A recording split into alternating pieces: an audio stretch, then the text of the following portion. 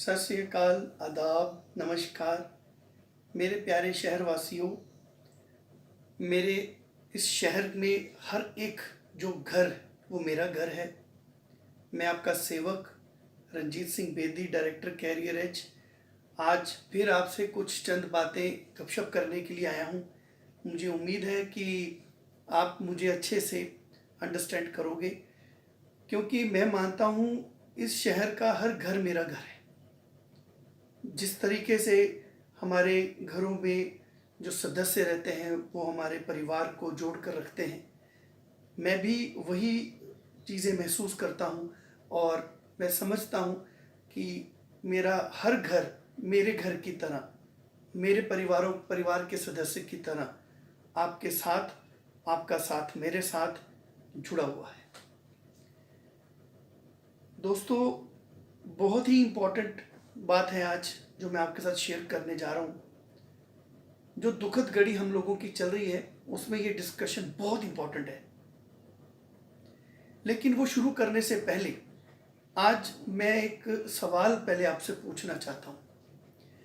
ये सवाल मैं अपने घर के सदस्यों को इसलिए पूछ रहा हूँ क्योंकि मैं चाहता हूँ मेरे घर की हर घर की कहानी इस सवाल से होकर गुजरती है। और ये सवाल है, हम में से कितने लोग हैं, कौन लोग हैं जो कामयाब होना चाहते हैं, ज़िंदगी में सक्सेस हासिल करना चाहते हैं। हाँ मेरे दोस्तों, success, what is the meaning of success? जवाब में मुझे मालूम है सभी का यही आंसर होगा, हम सब लोग कामयाब होना चाहते हैं। तो मैं ये जानना चाहता हूँ, ये समझना चाहता हूँ आप सबके माध्यम से, ये सक्सेस होती क्या है। आओ इसके ऊपर थोड़ी गपशप करते हैं। क्या होती है सक्सेस, कामयाबी क्या होती है?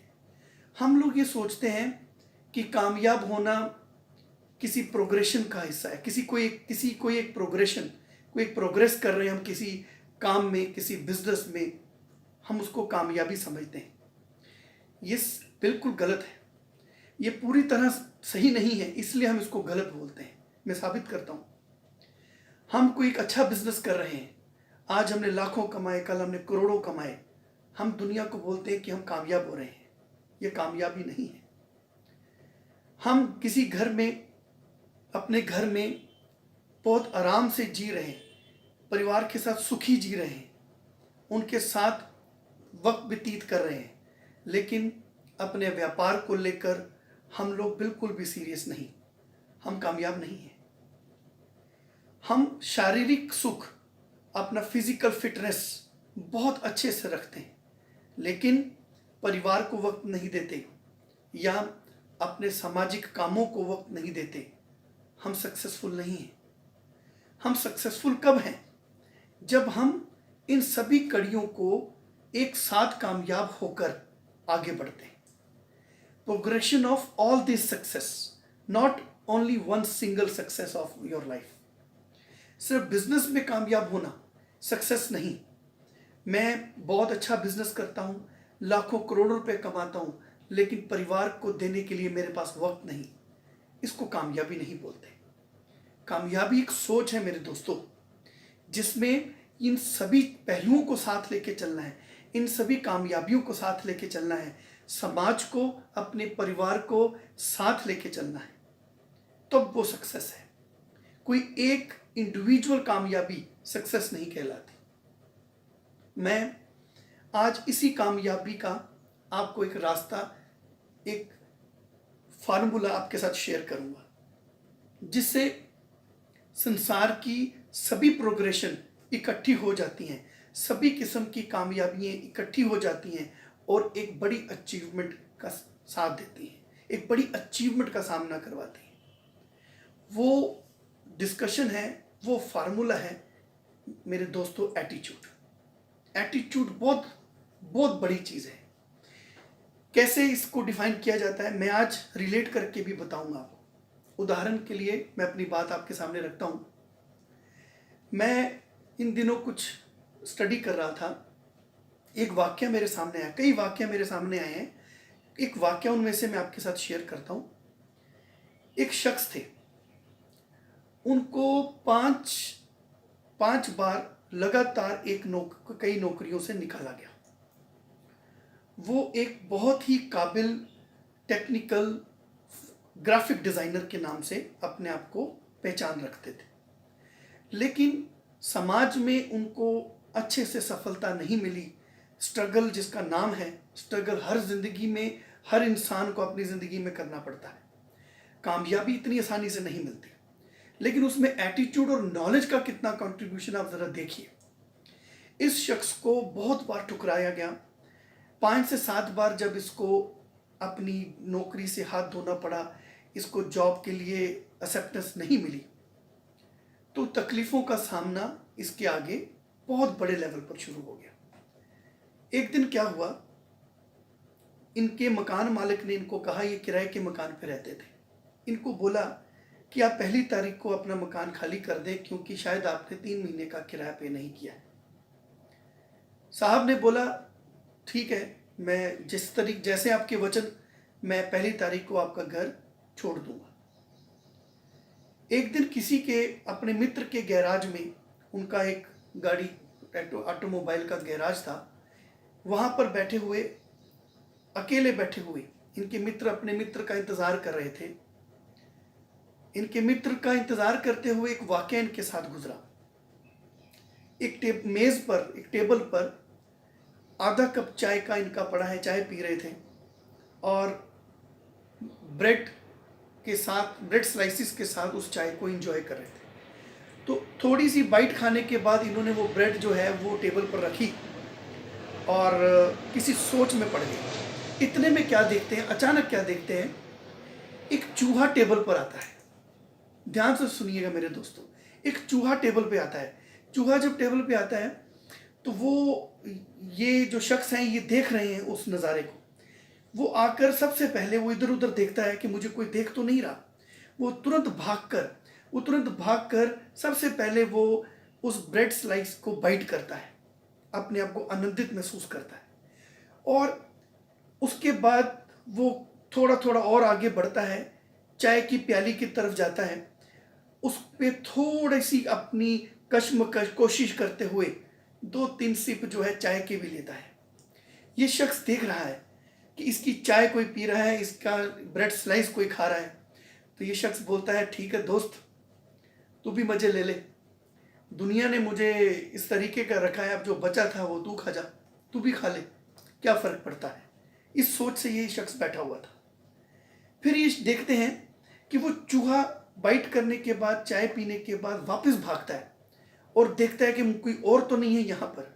फिर वापस वो आता है, फिर वो बाइट करता है उस ब्रेड को, फिर वो चाय की प्याली की चुस्की लेता है। जब ये नज़ारा इस शख्स ने देखा तो वो शख्स बहुत आनंदित हुआ। वो that time he was really enjoyed. कमाल हो गया, कितना खूबसूरत नज़ारा मुझे देखने को मिला, कितना बढ़िया एंटरटेनमेंट देखने को मिल रहा है। वो देख रहे थे कि एक चूहा किस तरीके से उनको, उनकी उदासी को, उनकी उस कठिन घड़ी को कितना आनंदित कर रहा है वो चूहा। ये एक बहुत टेक्निकल डिज़ाइनर, ग्राफिक डिज़ाइनर के नाम से जाने जाते थे। अपने आप को साबित करने की कोशिश कर रहे थे उस ज़माने में। जब इन्होंने देखा इतना ब्यूटीफुल नज़ारा, तो इन्होंने कहा अगर मैं मायूस हालत में भी इतना आनंदित हुआ हूँ इस चूहे की एक्टिविटी से, अगर मैं यही चूहे की एक्टिविटी जो आज मैं देखकर आनंदित हुआ हूँ, अगर मैं पूरे दुनिया के बच्चों को इस एंटरटेनमेंट में पार्टिसिपेट करवाऊँ, ये एंटरटेनमेंट अगर मैं पूरे दुनिया के बच्चों को, लोगों को ये एंटरटेन उन तक पहुँचाऊँ, इस चूहे ने जो कलाकारी की, ये अगर मैं अपनी ग्राफिक्स के ज़रिए, अपने ग्राफिक्स के ज़रिए अगर ये एंटरटेनमेंट मैं पूरी दुनिया में पहुँचाऊँ, तो मैं शायद बहुत कामयाब हो सकता हूँ, बहुत पैसा भी कमा सकता हूँ। और यकीन मानिए, आज मोशन पिक्चर का सबसे खूबसूरत करैक्टर में से आज भी ये करैक्टर जाना जाता है, जिसका जन्म उस सोच से हुआ, और उस करैक्टर का नाम था मिकी माउस। जी हाँ मेरे दोस्तों, मिकी माउस।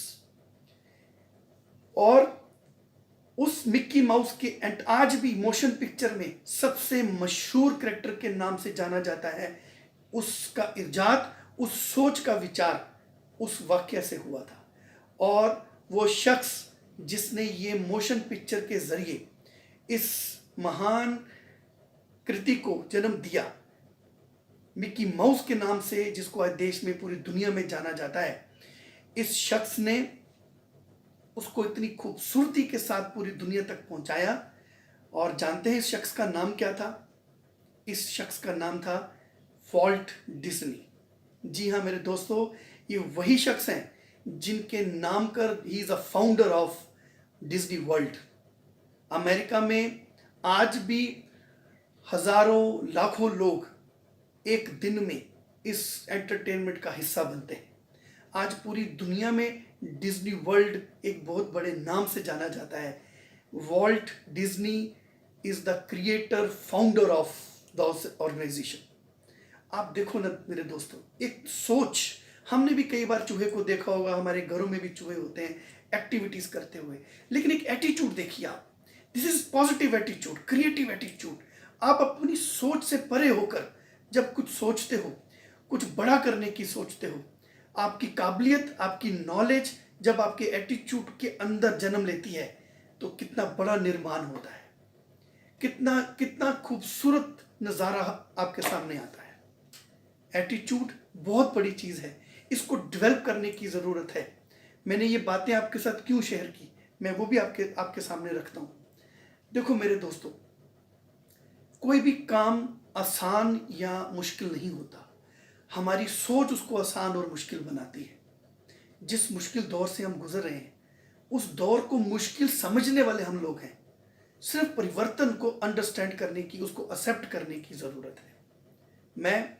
मैं आपको एक पॉजिटिव सोच की उदाहरण देता हूँ। एक वाक्य मेरे साथ मेरे मेरे मेरे जहन में आ रहा है, एक पॉजिटिव एटीट्यूड। आप एटीट्यूड का लेवल देखिए क्या है। एक बेबी मॉस्किटो पहली बार उड़ान भरने की तैयारी कर रहा था। उसके परिवार के सदस्य उसको बोलते हैं, बेबी मॉस्किटो को, कि आज तुम्हारी पहली उड़ान है, जाओ और अपनी दुनिया में इसका अनुभव लेकर आओ। जब वो बेबी मॉस्किटो उड़ता है, उड़कर वो जाता है, तो वो उस पूरे अनुभव को एंजॉय करके वापस आता है। तो उसके माता पिता पूछते हैं कि हाँ मेरे बच्चे, आज की उड़ान तुम्हारी कैसी रही? तो बेबी मॉस्किटो बोलता है, मैं बहुत आश्चर्य हूँ, केवल आप ही नहीं, सारी दुनिया ने मेरा वेलकम किया। जब मैं अपनी पहली उड़ान भर रहा था, लोग तालियां मारकर मेरा स्वागत कर रहे थे। आप जानते हैं, लोग तालियां नहीं मार रहे थे, लोग उस बेबी मॉस्किटो को मारने की कोशिश कर रहे थे। लेकिन बेबी मॉस्किटो की सोच देखिए ना क्या है। जिस वक्त लोग उसको मार रहे हैं, उस वक्त भी उसका एटीट्यूड क्या बन के बैठा है कि लोग मेरा स्वागत कर रहे हैं, मेरी तालियों के साथ स्वागत कर रहे हैं। What A attitude. जिस वक्त आपकी कठिनाइयों का सामना एक ऐसी कठिनाई के साथ होता है, आपका सामना एक ऐसी कठिनाई के साथ होता है जिससे आप अपरिचित थे, उस वक्त आपका एटीट्यूड कितना स्ट्रांग है, कितना पॉजिटिव है, इसका होना आपके अंदर बहुत ज़रूरी है। तब हम कामयाबी की तरफ, सक्सेस की तरफ बढ़ सकते हैं। एक बचपन की किताबों में मैं एग्जाम्पल पढ़ी थी कि पानी जो होता है, अगर उसको हम गिलास में डालते हैं तो वो गिलास की शेप ले लेता है, अगर हम उसको किसी घड़े में डालते हैं तो वो घड़े की शेप ले लेता है। परिवर्तन संसार का नियम है, संसार के नियम के खिलाफ कभी नहीं हम चल सकते। मेरे दोस्तों, एक वक्त था, मैं आपको उस शख्सियत का नाम बताता हूँ। ऐसे कई लोग हैं, उनमें से एक शख्सियत और मेरे को जहन में आ रही है, डॉक्टर APJ अब्दुल कलाम साहब। मैं उनका भी आर्टिकल पढ़ रहा था, उसका एक छोटी सी बात आपके साथ शेयर करता हूँ। वो कहते थे कि जब मेरे बचपन की पढ़ाई के जब मेरे मौसम था, मेरे पास एयर कंडीशन, ये फ़ैन, ये लाइट नहीं होती थी, किताबें इतनी मुकम्मल नहीं होती थी। स्ट्रीट लाइट में बैठकर मैंने तालीम ली है, पोस्टर्स बेचकर स्ट्रीट पर मैंने अपनी तालीम को पूरा किया है। आप सोचिए, वो हमारे देश में, इस दुनिया में बहुत बड़े विद्वान हुए, साइंटिस्ट हुए, लेकिन उन्होंने किन परिस्थितियों में अपने आप को साबित किया, ये एटीट्यूड था। हमारा एटीट्यूड क्या है? हम किस एटीट्यूड में आज के दौर में जी रहे हैं? आज हमारे पूरे देश में एक बहुत बड़ी विपत्ति, एक बहुत बड़ी मुसीबत आन पड़ी है। हम लोग जान माल को लेकर दिक्कत में हैं। हमारे बच्चों का भविष्य बहुत खतरे में है। हमारे बच्चों का भविष्य खतरे का कारण हमारा एटीट्यूड है। कुछ भी नहीं है खतरे में, सिर्फ हमारी सोच ने यह खतरा पैदा किया हुआ है। मैं एजुकेशन इंडस्ट्री की बात कर रहा हूं मेरे दोस्तों। एजुकेशन एक ऐसी खूबसूरत नायाब तोहफा है हमारी धरती पर, हमारी सृष्टि पर, जिससे हमारी शख्सियत बनती है। समाज में हमारी शख्सियत को पहचाना जाता है। इस शख्सियत को बनाने के लिए, इस पोजीशन को बनाने के लिए हमारे एटीट्यूड का पॉजिटिव होना बहुत ज़रूरी है। मैं आए दिन देखता हूँ, एक हमारे अजीज़ हैं, उनके वो आरएस प्यूरपुरा से बिलोंग करते हैं। He was a retired government school principal. उन्होंने एक दिन अपना वाक़या शेयर किया मेरे साथ। कहते हैं, बेदी साहब, मेरा बच्चा जो है, शॉर्टकट में बताता हूँ, मेरा बच्चा जो है वो 12वीं कक्षा में जम्मू में अव्वल नंबर में आया था। मेरे बच्चे में पढ़ने की बहुत इच्छा थी। मैं पैसों से इतना अमीर नहीं था, लेकिन मैं अपने बच्चों की पढ़ाई की ज़रूरत को बड़े अच्छे से महसूस करता था। मेरे बच्चे ने कहा, पिताजी मुझे कुछ किताबें लाकर दीजिए। वो किताबें इस जम्मू में अवेलेबल नहीं थी।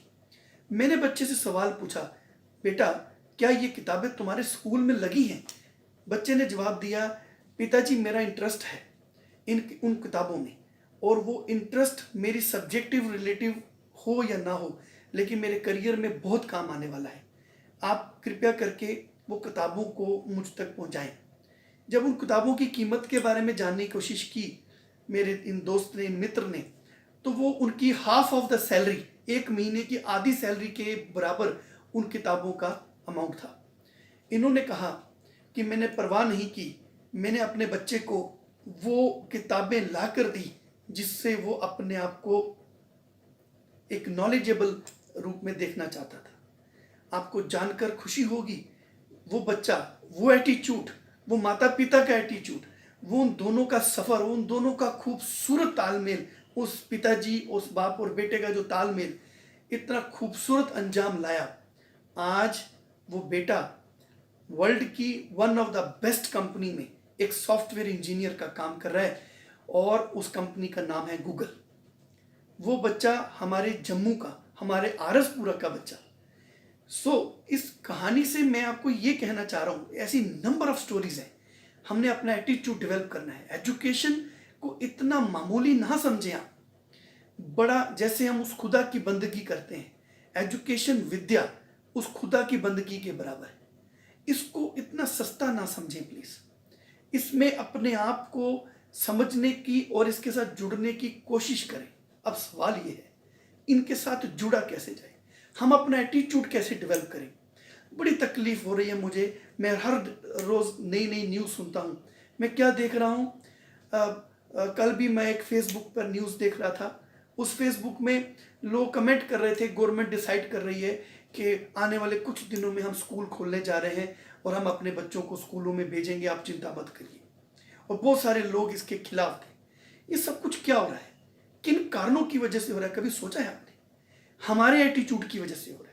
हम जो लोग घरों में बैठे हैं, हमने ये एटीट्यूड डेवलप किया गवर्नमेंट के अंदर, और गवर्नमेंट मजबूर होकर इन कदमों को उठा रही है। मैं आपको क्या कहने की कोशिश कर रहा हूं और इसका सलूशन भी दूंगा इस मुसीबत का।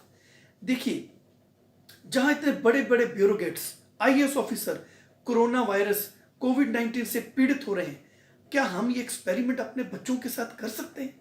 क्या आप मुझे बताइए दोस्तों, क्या आप अपने साथ ये एक्सपेरिमेंट कर सकते हैं? इस समय हालात नहीं है कि हम किसी भी एक्सपेरिमेंट में मानवता का सामना करवाएं, मानवता को इस एक्सपेरिमेंट के हिस्से में लाएं।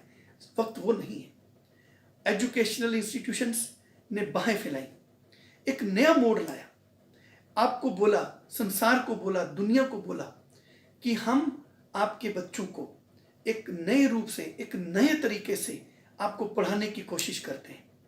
इंटरनेट 2G था, परिस्थितियां कोई भी हों, आप सपोर्ट कीजिए ना, आप कीजिए ना सपोर्ट। किस इस एटीट्यूड को डेवलप करना है। जब लोग मार रहे थे तब भी बेबी मॉस्किटो ये महसूस कर रहा था कि लोग उसकी तालियों से स्वागत कर रहे हैं। इतना बड़ा एटीट्यूड डेवलप किया उस बेबी मॉस्किटो ने। हम लोग आज की इस अविधा को, इस मुसीबत को क्यों नहीं फेस कर सकते।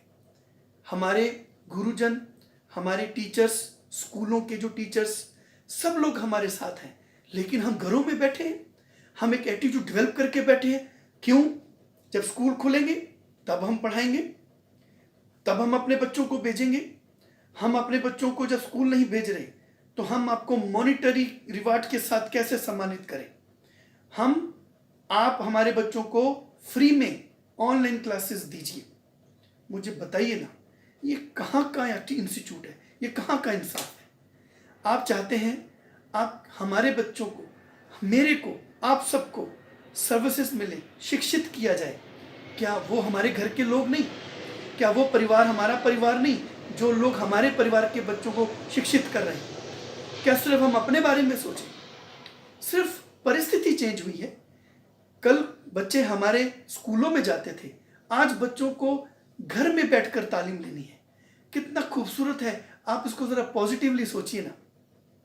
आप 2 मिनट के लिए सोचिए ना। अब बाहें फैलाकर अपने सभी स्कूल के प्रिंसिपलों का, स्कूल के टीचरों का, एजुकेशनल इंस्टीट्यूशंस का वेलकम कीजिए। उनको बोलिए आप हमारे बच्चों को शिक्षित करें, आप कुछ ऐसा करें, आप कुछ इतनी मेहनत करें कि घर बैठे हुए हमारा बच्चा शिक्षित हो। आपकी सर्विसेज, आपकी सेवाएं हम तक बड़े अच्छे से पहुंचें और हम आपका ख्याल रखेंगे, हम आपके घर का ख्याल रखेंगे, आप हमारे घर का ख्याल रखिए, हमारे बच्चों के भविष्य का ख्याल रखिए। क्या ये तालमेल, ये समझौता हम नहीं कर सकते हैं? क्या 2 कदम हम चलें, 2 कदम ये एजुकेशन इंस्टीट्यूशन वाले चलें? क्या ऐसा हम नहीं कर सकते हैं? अगर हम भी घर में बैठे रहे कि जब तक स्कूल नहीं खुलेंगे हम आपकी फीसों को या हम इस तरीके के मॉनिटरी झगड़ों को लेकर आगे बढ़ेंगे, क्या होगा? गवर्नमेंट पर प्रेशर पड़ा, गवर्नमेंट पर जब प्रेशर पड़ा, गवर्नमेंट ने कहा प्राइवेट स्कूल को खोलने की परमिशन दे दी जाती है।